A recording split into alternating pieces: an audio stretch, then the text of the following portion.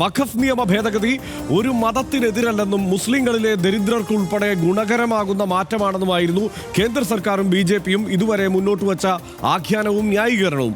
ഈ നിയമ ഭേദഗതി അടിമുടി മുസ്ലിം വിരുദ്ധമാണെന്ന പ്രതിപക്ഷത്തിന്റെ എതിർപ്പുകളെ പാർലമെന്റിനകത്തും പുറത്തുമെല്ലാം സർക്കാർ നേരിട്ടതും ഈ സകലർക്കും നന്മവാദം പറഞ്ഞാണ്. ഇലക്ട്രൽ മാൻഡേറ്റിന്റെ ബലത്തിൽ ഇരുസഭകളും കടന്ന് നിയമപരമായ ഭേദഗതിയെ പക്ഷേ സംശയത്തോടെ നോക്കുകയാണ് നമ്മുടെ ജുഡീഷ്യൽ സംവിധാനം. ഈ പറയുന്നത്ര നിഷ്കളങ്കമല്ല വഖഫ് നിയമ ഭേദഗതി എന്ന വിമർശനത്തെ ബലപ്പെടുത്തുന്നതാണ് ഇന്നത്തെ സുപ്രീം കോടതിയുടെ നിരീക്ഷണങ്ങൾ.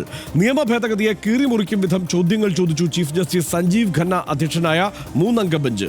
നാളെ വാദം തുടരുമ്പോൾ കോടതിയുടെ ചോദ്യങ്ങൾക്ക് എന്തെല്ലാം ന്യായങ്ങൾ ഉണ്ടാകും കേന്ദ്ര സർക്കാരിന്റെ പക്കൽ?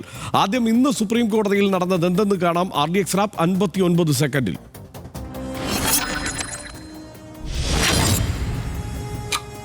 വഖഫായി പ്രഖ്യാപിച്ച സ്വത്തുക്കൾ ഡീനോട്ടിഫൈ ചെയ്യരുതെന്നാണ് വഖഫ് നിയമ ഭേദഗതിക്കെതിരായ ഹർജികൾ പരിഗണിച്ചപ്പോൾ സുപ്രീം കോടതി നടത്തിയ നിർണായക നിരീക്ഷണം. ഉപയോഗം വഴിയോ കോടതി ഉത്തരവിലൂടെയോ വഖഫായി മാറിയ സ്വത്തുക്കൾ അതേ സ്റ്റാറ്റസിൽ തുടരണം. വഖഫ് ബോർഡിലോ കൗൺസിലിലോ എക്സ് ഒഫീഷ്യോ അംഗങ്ങൾ ഒഴികെ ബാക്കിയെല്ലാം മുസ്ലിങ്ങൾ തന്നെ ആയിരിക്കണമെന്നും കോടതി വാക്കാൽ പറഞ്ഞു. ക്ഷേത്ര ബോർഡുകളിലും മറ്റും ഇതര മതസ്ഥരുണ്ടോ എന്ന് കേന്ദ്ര സർക്കാരിന് വേണ്ടി ഹാജരായ സോളിസിറ്റർ ജനറൽ തുഷാർ മേത്തയോട് കോടതി ചോദിച്ചു. നിയമം മൂലം രൂപീകൃതമായ ക്ഷേത്ര ബോർഡുകളുടെ മേൽനോട്ടത്തിന് ഇതര മതസ്ഥരും ഉണ്ടാകുമെന്ന് മറുപടി. അതെവിടെയൊക്കെയെന്ന് കോടതിയുടെ ചോദ്യം. സോളിസിറ്റർ ജനറലിന് മറുപടിയില്ലായിരുന്നു. വഖഫ് നിയമ ഭേദഗതി നിയമവുമായി ബന്ധപ്പെട്ട മുസ്ലിം ലീഗിന്റേതുൾപ്പെടെ 73 ഹർജികളാണ് സുപ്രീം കോടതി പരിഗണിച്ചത്. ചീഫ് ജസ്റ്റിസ് സഞ്ജീവ് ഖന്ന, ജസ്റ്റിസുമാരായ PV സഞ്ജയ്കുമാർ, KV വിശ്വനാഥൻ എന്നിവരുടെ ബെഞ്ച് ഇടക്കാല ഉത്തരവ് പുറപ്പെടുവിക്കാൻ തുടങ്ങിയെങ്കിലും കുറച്ച് കാര്യങ്ങൾ കൂടി ബോധ്യപ്പെടുത്താനുണ്ടെന്ന് കേന്ദ്ര സർക്കാർ അറിയിച്ചതോടെ വാദം കേൾക്കൽ നാളത്തേക്ക് നീട്ടിവച്ചു. RDX rap news Malayalam.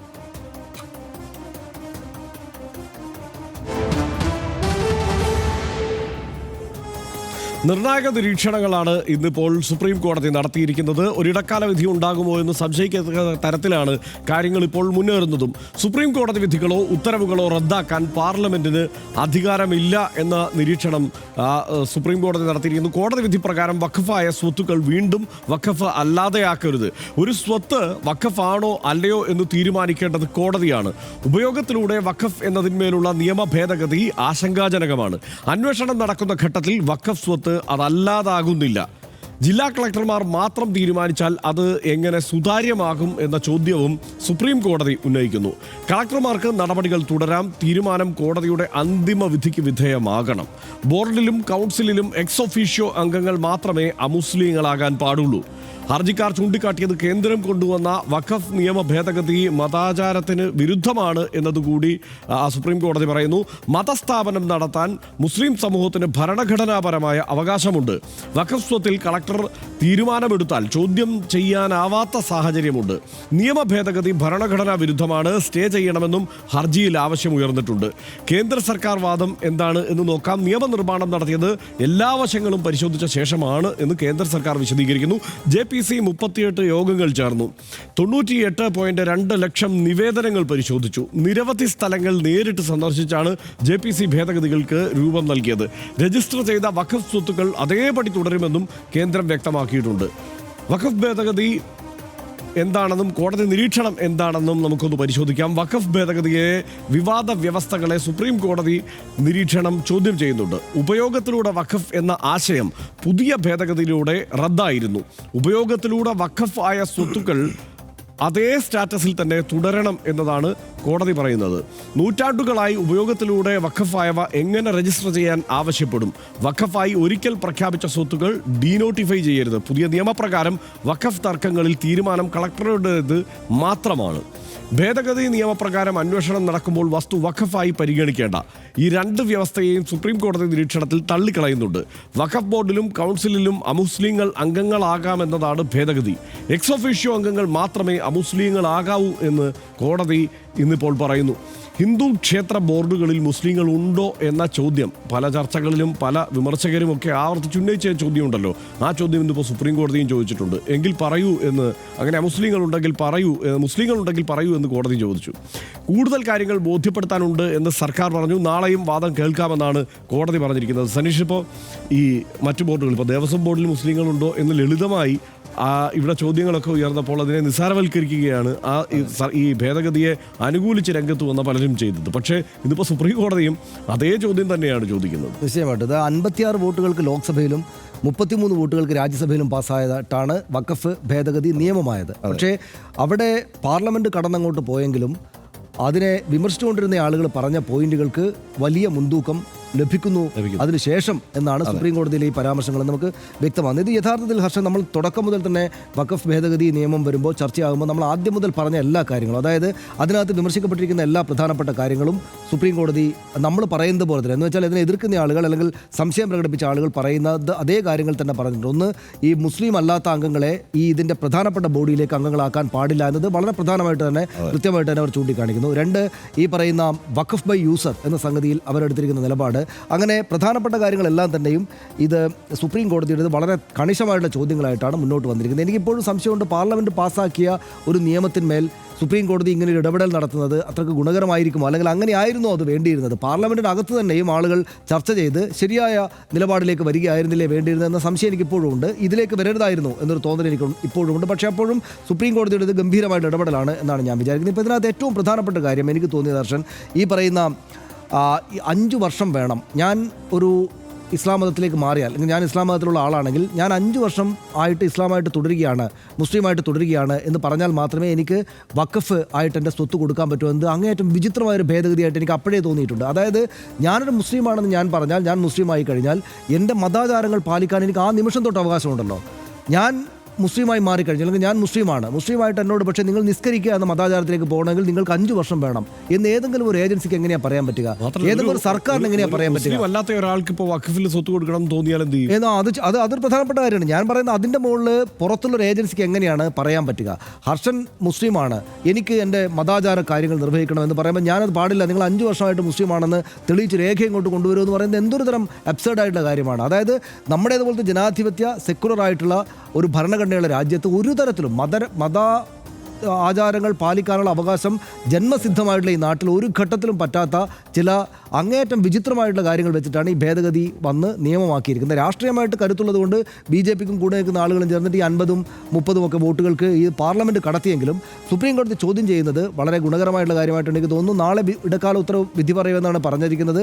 കൂടുതൽ വലിയ നിയമ പോരാട്ടങ്ങളിലേക്ക് സ്വാഭാവികമായിട്ടും പോവുകയാണ് ചെയ്യുക. പക്ഷേ ഇപ്പുറത്ത് നമ്മൾ ഈ പറഞ്ഞ പോലുള്ള വിമർശങ്ങൾ ഉന്നയിക്കുന്ന ആളുകൾക്ക് കരുത്ത് നൽകുന്ന ആ വിമർശങ്ങളാണ് ഭേദഗതിയിലെ ഇത്തരം നിർദ്ദേശങ്ങളെക്കാൾ കൂടുതൽ പ്രധാനപ്പെട്ടത് എന്ന് സുപ്രീം കോടതിയുടെ കൂടെ കയ്യൊപ്പ് ഇടുക എന്ന സാഹചര്യം ഇപ്പോൾ തന്നെ ഉണ്ടായിക്കഴിഞ്ഞു എന്നാണ് ഞാൻ വിചാരിക്കുന്നത്. ഇതിൽ പ്രധാനപ്പെട്ട വിമർശകർ പറഞ്ഞ എല്ലാ പോയിന്റുകളും ഇപ്പോൾ സുപ്രീം കോടതിയും ചോദിച്ചിരിക്കുകയാണ്. അതായത് ഇത് നീതിയുക്തമല്ല എന്ന് സംശയിച്ച മുഴുവൻ ആളുകളും പറഞ്ഞ കാര്യങ്ങൾ, ഇപ്പോൾ യൂസർ ബൈ വഖഫിൻ്റെ കാര്യത്തിലായാലും, അതല്ലെങ്കിൽ ഇപ്പോൾ പറഞ്ഞ ഈ അമുസ്ലിങ്ങളായ ആളുകളെ ബോർഡിൽ ഉൾപ്പെടുത്തുന്നതുമായി ബന്ധപ്പെട്ടുള്ള കാര്യത്തിലായാലും ഒക്കെ ഉയർന്ന എല്ലാ ചോദ്യങ്ങളും അത് കോടതിയും ചോദിച്ചിട്ടുണ്ട്. മാത്രമല്ല, ഞാൻ നേരത്തെ പറഞ്ഞില്ല സനീഷ, ഇപ്പോൾ മുസ്ലിം അല്ലാത്ത ഒരാൾക്ക് വഖഫിലേക്ക്, കാരണം ചില പുണ്യപ്രവർത്തികൾ ചെയ്യാൻ അങ്ങനെ ഞാൻ ഇത് കൊടുത്താൽ നന്നാവും എന്ന് തോന്നുന്ന മറ്റൊരാൾക്ക് അത് കൊടുക്കുന്ന രീതിയൊക്കെ ഇവിടെ ഇന്ത്യയിലും കേരളത്തിലും ധാരാളം ഉണ്ടല്ലോ.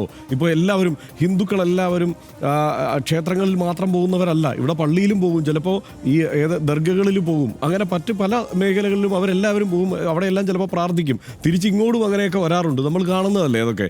അപ്പോൾ അങ്ങനെ സ്വതന്ത്രമായി ഇവർക്ക് കൊടുക്കാനുള്ള ഒരു തോന്നലുണ്ടായാൽ അത് കൊടുക്കേണ്ടതില്ല എന്ന് പറയാൻ എന്ത് അധികാരമാണ് ഭരണകൂടത്തിനുള്ളത് എന്നുള്ള ചോദ്യമുണ്ടല്ലോ. അപ്പോൾ ഈ ചോദ്യങ്ങളെല്ലാം അവിടെ സുപ്രീം കോടതിയിൽ ഉയരുന്നു എന്നുള്ളതാണ്. സനീഷ് നേരത്തെ പറഞ്ഞില്ലേ, ഈ നിയമനിർമ്മാണം ഇടക്കാല സ്റ്റേ ചെയ്യുന്നത് സുപ്രീം കോടതി സാധ്യമാണോ എന്ന്. സാധാരണ അത് ഒഴിവാക്കാറുണ്ട്, പരമാവധി സുപ്രീം കോടതി ഒഴിവാക്കാറുണ്ട്. പക്ഷേ ഇവിടെ മൗലികാവകാശ ലംഘനമുണ്ട്, മതസ്വാതന്ത്ര്യത്തിന്മേലുള്ള കടന്നുകയറ്റമുണ്ട്, അല്ലെങ്കിൽ വ്യക്തമായ ഭരണഘടനാ വിരുദ്ധതയുണ്ട്. ഈ 3 കാര്യങ്ങളും ഉണ്ട് എന്ന് തെളിയിച്ചാൽ സ്വാഭാവികമായും കോടതി ഇടപെടുകയും ഇത്തരമൊരു നടപടിയിലേക്ക് കടക്കുകയും ചെയ്യും. ഒരുപക്ഷെ അതിൻ്റെ സാധ്യത തന്നെയാണ് ഇപ്പോൾ നമ്മൾ കാണുന്നത്. നിശ്ചയമായിട്ടും അത് ഗുണകരവുമാണ്. ആ അർത്ഥത്തിൽ ഇത് വളരെ പ്രധാനപ്പെട്ടൊരു കാര്യമാണിത് മുസ്ലിങ്ങളെ സംബന്ധിച്ചിടത്തോളം. കഴിഞ്ഞ ദിവസം എൻ്റെ ഒരു സുഹൃത്ത് ചൂണ്ടിക്കാണിച്ചൊരു കാര്യം, അതായത് ഞാൻ മരിച്ചുപോയാൽ, ഞാൻ ഇസ്ലാം മതവിശ്വാസികളുടെ ഞാൻ മരിച്ചുപോയാൽ എൻ്റെ മൃതദേഹം ഖബറടക്കാനായിട്ടൊരു പ്രത്യേക സ്ഥലമുണ്ട്, ഖബറിസ്ഥാനുണ്ട്. ആ ഖബറിസ്ഥാൻ സ്ഥലം ആരെങ്കിലും കയറിയിട്ടൊരു പരാതി ഉന്നയിച്ചിട്ട് ഇതൊരു തർക്കസ്ഥലമാണ്, വഖഫ് സംബന്ധിച്ചൊരു തർക്കസ്ഥലമാണ് എന്ന് കേസിലോ മറ്റോ പോയാൽ പിന്നെ അത് തൽക്കാലത്തേക്ക് നോട്ടിഫൈ ചെയ്ത് വെച്ച് വഖഫല്ല എന്ന് പറഞ്ഞ് മാറ്റിവെക്കുകയാണല്ലോ ചെയ്യുക ഇപ്പോഴത്തെ നിയമം വന്നാൽ. യഥാർത്ഥത്തിൽ അപ്പോൾ ഈ ഒരു വിശ്വാസിയുടെ ഏറ്റവും പ്രധാനപ്പെട്ട കാര്യങ്ങളിൽ ഒന്ന്, വിശ്വാസിക്കും അയാളുടെ ചുറ്റുമുള്ള കുടുംബം ബന്ധുക്കളടക്കമുള്ള ആളുകളുടെ ഏറ്റവും പ്രധാനപ്പെട്ട മതചര്യകളിൽ ഒന്നിന് വലിയ വിഘാതം സൃഷ്ടിക്കുകയാണ് ഈ നിയമം വഴി ചെയ്യുന്നത്. അങ്ങനെ സമസ്ത മേഖലകളിലേക്കും ഇസ്ലാം മതവിശ്വാസികളായിട്ടുള്ള ആളുകളെ വല്ലാത്ത തോതിൽ ബുദ്ധിമുട്ടിക്കുന്ന ഒരു ഭേദഗതിയായിട്ടാണ് ഇത് വരുന്നത് എന്ന കാര്യത്തിൽ യാതൊരു സംശയവുമില്ല. പക്ഷേ അത് നമ്മൾ പാർലമെൻറ്റ് പാസ്സാക്കിയത് കൊണ്ടും കേന്ദ്ര സർക്കാർ ഇങ്ങനെ ഉറപ്പിച്ച് അതിനകത്ത് നിൽക്കുന്നത് കൊണ്ടും ഇപ്പോൾ നമ്മളെപ്പോലെ സംസാരിക്കുന്ന ആളുകൾക്ക് എന്ന് വെച്ചാൽ ഈ കാര്യത്തിൽ ഒരു മാധ്യമ നിന്ന് ഈ കാര്യങ്ങളെല്ലാം വിശകലനം ചെയ്ത് പറയുമ്പോൾ നമുക്ക് കിട്ടുന്ന ഉറപ്പിനേക്കാൾ കൂടുതൽ വലിയ ഉറപ്പാണ് സുപ്രീം കോടതി തന്നെ നേരിട്ടിറങ്ങിയിട്ട് ഈ കാര്യം വളരെ ശക്തമായിട്ട്, ഇന്നിപ്പോൾ കപിൽ സിബൽ കാര്യങ്ങൾ ഉന്നയിച്ച് വളരെ വ്യക്തമായിട്ടാണ്, അതിന്മേൽ കോടതിയുടെ നിലപാടും വളരെ വ്യക്തമായിരുന്നു. ഇന്ന് തന്നെ ഇടക്കാല ഉത്തരവ് ഇറക്കാം എന്ന നിലപാട് കോടതിക്കുണ്ടായിരുന്നു. പക്ഷേ ഒന്നുകൂടെ ശക്തമായിട്ട് പോയാൽ മാത്രമേ പറ്റൂ എന്ന് കേന്ദ്ര സർക്കാരിൻ്റെ അഭിഭാഷകൻ വല്ലാത്ത തോതിൽ ബാധിച്ചതുകൊണ്ടാണ് നാളത്തേക്ക് കാര്യങ്ങൾ മാറ്റിവെച്ചത്. പക്ഷേ അതിശക്തമായിട്ടും കൃത്യമായിട്ടും ഇതിനകത്തുള്ള പഴുതുകളും പ്രശ്നങ്ങളും കൃത്യമായിട്ട് ചൂണ്ടിക്കാണിക്കുകയാണ് സുപ്രീം കോടതി ചെയ്തിരിക്കുന്നത് എന്ന കാര്യത്തിൽ സംശയമേ ഇല്ല. തീർച്ചയായും. ഇപ്പോൾ ഈ ബോർഡുകളിൽ, ക്ഷേത്ര ബോർഡുകളിൽ മുസ്ലിങ്ങളെ ഉൾപ്പെടുത്തിയിട്ടുണ്ടോ എന്ന് ചോദിക്കുന്ന ആ ചോദ്യം സ്വാഭാവികമായും സുപ്രീം കോടതി കൂടുതൽ വിവരങ്ങൾ അറിയാൻ വേണ്ടിയിട്ടാണല്ലോ ചോദ്യങ്ങൾ ഉന്നയിക്കുക, നിരീക്ഷണങ്ങൾ നടത്തുക. അപ്പോൾ സ്വാഭാവികമായിട്ടും അതിൽ വ്യക്തത വരുത്താൻ കേന്ദ്ര സർക്കാർ ഇങ്ങനെ നിരന്തരം ശ്രമിച്ചുകൊണ്ടിരിക്കുന്നു. പക്ഷേ ആ ചോദ്യങ്ങൾ ഉയരുമ്പോൾ അവിടെ വ്യക്തമായി നമുക്ക് മനസ്സിലാവുന്നത് ഈ മതാചാരത്തെ ലംഘിക്കുന്ന തരത്തിൽ, അതിൽ നേരിട്ട് ഇടപെടുന്ന തരത്തിലുള്ള ഒരു നിയമനിർമ്മാണം ഇവിടെ നടന്നിരിക്കുന്നു എന്ന സംശയം സുപ്രീം കോടതിക്ക് ഉണ്ട്. അതുകൊണ്ട് തന്നെയാണ് നേരിട്ട് ആ ചോദ്യത്തിലേക്ക് വരുന്നത്. അതുമാത്രമല്ല, ഇപ്പോൾ ഈ ട്രസ്റ്റുകളുമായുള്ള താരതമ്യം നടത്തുന്നുണ്ടല്ലോ, ഹിന്ദു ട്രസ്റ്റുകളും മുസ്ലിം ട്രസ്റ്റുകളും തമ്മിലുള്ള താരതമ്യം എന്നതിലേക്കൊക്കെ സ്വാഭാവികമായും ഒരു ജനാധിപത്യ രാജ്യത്ത്, ഒരു സെക്യുലർ രാജ്യത്ത് ഈ ചോദ്യങ്ങളെല്ലാം ഉയരും. ആ ചോദ്യങ്ങളാണ് കോടതി ചോദിച്ചിരിക്കുന്നത്. അത് ഏറെ പ്രതീക്ഷ നൽകുന്ന കാര്യവുമാണ്. മാത്രമല്ല, ഈ യൂസർ ബൈ വഖഫ് ബൈ യൂസർ എന്നത് സംബന്ധിച്ച് അത് ഈ ഒഴിവാക്കുന്നത് നൂറ്റാണ്ടുകൾ പഴക്കമുള്ള വഖഫ് സ്വത്തുക്കളെ ബാധിക്കും എന്നുള്ള തരത്തിൽ അത് ആദ്യഘട്ടം മുതൽ വ്യക്തമാക്കപ്പെടുന്നുണ്ട്. ഈ ചർച്ചയിൽ വിമർശനം ഉന്നയിക്കുന്നവരെല്ലാം ഇത് ആവർത്തിച്ച് പറയുന്നുണ്ട്. പക്ഷേ ഇതീ പറയുന്നത് പോലെ അതിനെയെല്ലാം നിസ്സാരവൽക്കരിച്ചുകൊണ്ട് നമ്മൾ കഴിഞ്ഞ ദിവസങ്ങളിലൊക്കെ ചർച്ചകളിൽ പറഞ്ഞതുപോലെ ആകെ ഒരു മുനമ്പം എന്ന ഒരു ഒറ്റ പോയിന്റ് അവതരിപ്പിച്ചുകൊണ്ട് അത് എന്തോ ഈ പറയുന്ന പോലെ മുസ്ലിങ്ങൾ ഹിന്ദുക്കളുടെ സ്വത്തുക്കൾ അല്ലെങ്കിൽ ക്രിസ്ത്യാനികളുടെ സ്വത്തുക്കൾ, ഇതര മതവിഭാഗങ്ങളുടെ സ്വത്തുക്കൾ കൈവശപ്പെടുത്തിയിരിക്കുന്നു എന്ന തരത്തിലേക്കുള്ള ഒരു നെറേറ്റീവ് അതിനകത്ത് ഒറ്റ കാര്യം കൂടെ പറഞ്ഞു നോക്കാം അവസാനിപ്പിക്കുക. ഈ വഖഫ് എന്ന് പറയുന്ന ഈ സംവിധാനം, ഹർഷൻ, നമ്മൾ ഏറ്റവും കാര്യമായിട്ട് എടുക്കേണ്ടത്, നമ്മൾ ആദ്യ ദിവസത്തെ ചർച്ചയിൽ ഞാൻ പറഞ്ഞാണ്, അതായത് വഖഫ് എന്ത് മനുഷ്യർക്ക് ചെയ്യാവുന്നില്ല, വലിയ സ്വത്ത്, ഭൂമി, ഭൂസ്വത്ത് ഒക്കെ ഏറ്റവും പ്രധാനമായിട്ട് കണക്കാക്കപ്പെടുന്ന ഒരു ലോകക്രമത്തിൽ ജീവിക്കുന്ന മനുഷ്യർ തങ്ങളുടെ സ്വത്ത് എന്ന് വെച്ചാൽ വ്യക്തിപരമായിട്ട് ഞങ്ങൾ അനുഭവിക്കേണ്ടത്, അല്ലെങ്കിൽ ഞങ്ങളുടെ തലമുറ അനുഭവിക്കേണ്ട സ്വത്ത് എന്നത് ദൈവത്തിങ്കിലേക്ക് അർപ്പിക്കുകയാണ്. അതിനകത്ത് വലിയൊരു മാനുഷികമായിട്ടും പരിശുദ്ധമായിട്ടുള്ളൊരു മനസ്സ്, ഒരു മനുഷ്യ മനസ്സ് അതിനകത്തുണ്ട്. അതായത് പൊതു സമക്ഷത്തിലേക്ക് ദൈവവിശ്വാസത്താൽ പ്രചോദിതരായിട്ട് ഞാൻ സമർപ്പിക്കുകയാണ്.